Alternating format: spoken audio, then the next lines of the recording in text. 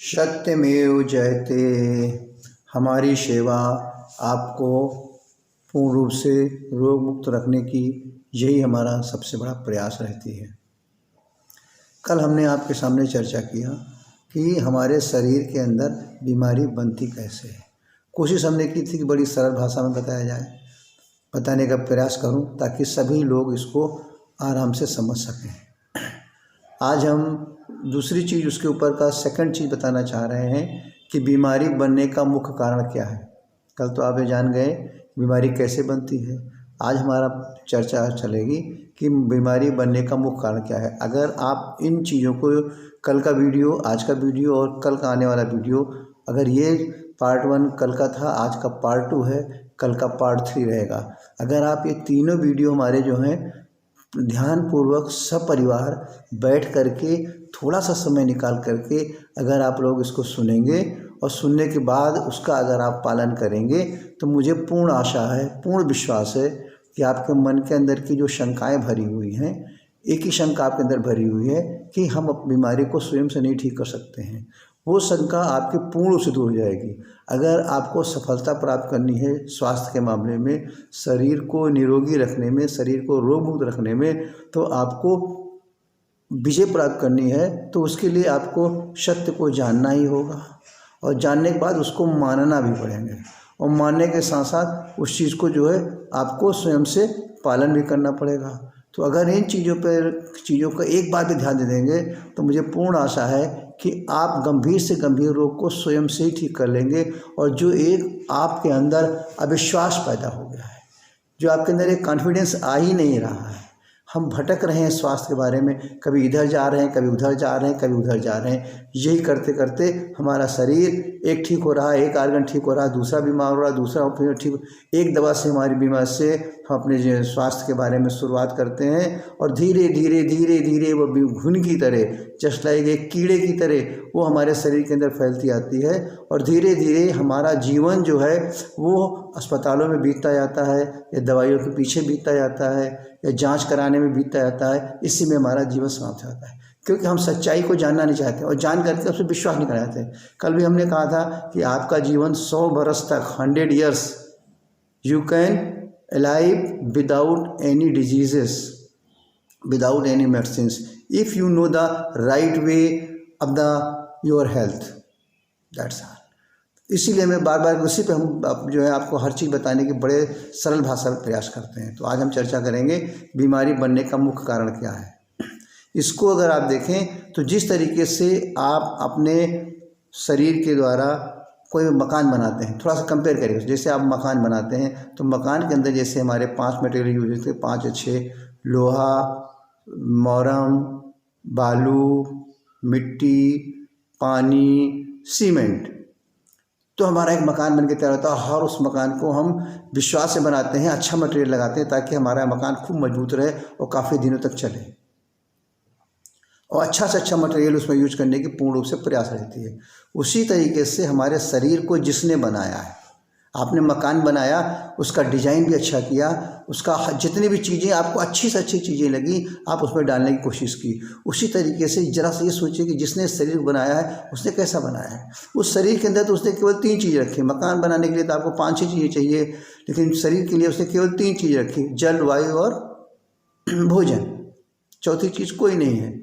उसको भी उन्होंने क्या किया, जो हमारे शरीर के 5 तत्व हैं, जल, वायु, अग्नि, आकाश, और हमारा जल, वायु, अग्नि, आकाश,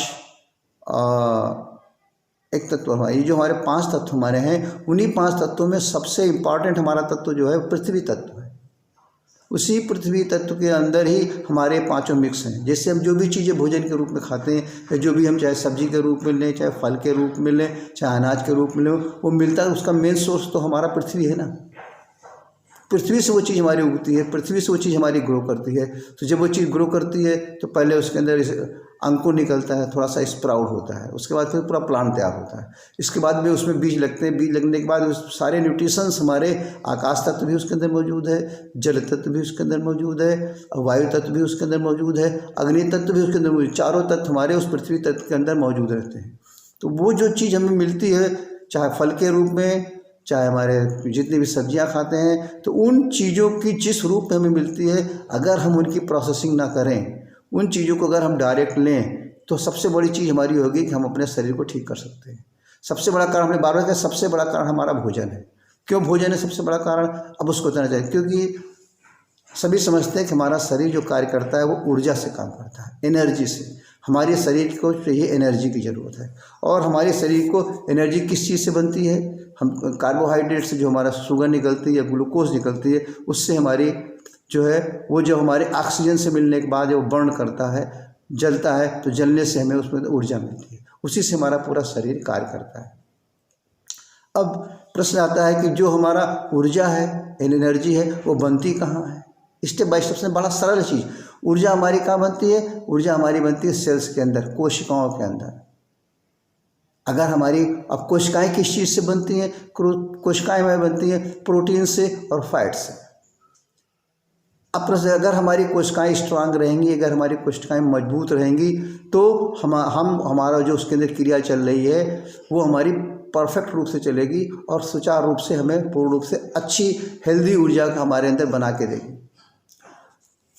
और अगर हमारी ये सेल्स कमज़ोर रह गई तो हमारे ऊर्जा बनने में तकलीफ है, या हमारे ग्लूकोज को, जिस क्वालिटी का हमें ग्लूकोज चाहिए, जिस क्वालिटी का हमें जो है ये अपना ऑक्सीजन चाहिए, ये दोनों चीज़ों की अगर क्वालिटी बराबर नहीं होगी तो हमें एनर्जी बराबर फॉर्म नहीं होगी। तो जिसमें आप देखते हैं कि source of proteins, source of fats, source of carbohydrates, इनके source of minerals, source of vitamin, इनका सबका सोर्स क्या है? हमारा फूड ही तो है। ना हमें जल से चीज़ें मिलती हैं, ना हमें वायु से हमें चीज़ें मिलती हैं। तो प्रश्न हमारा एक एक चीज़ को समझने की कोशिश करें सर, एक एक चीज़ को। तो यदि हमारे खाने में अगर हमारा जो है क्वालिटी मेंटेन खाना रहेगा, बेस्ट हमारा जो है उसके अंदर कार्बोहाइड्रेट अच्छी रहेगी, उसके अंदर हमारा प्रोटीन अच्छा रहेगा, उसके अंदर हमारा फैट अच्छा रहेगा, तो उसके अंदर से हमें अच्छे मिनरल्स मिलेंगे, अच्छे विटामिन मिलेंगे। तो ये सब चीज़ों का जो इसका सोर्स है, जब ये सोर्स हमारा फूड है तो हम फूड की तरफ ही क्यों ना कंसंट्रेट हों? उसके बारे में जो सत्य बताया जाए उसी का पालन क्यों ना करें?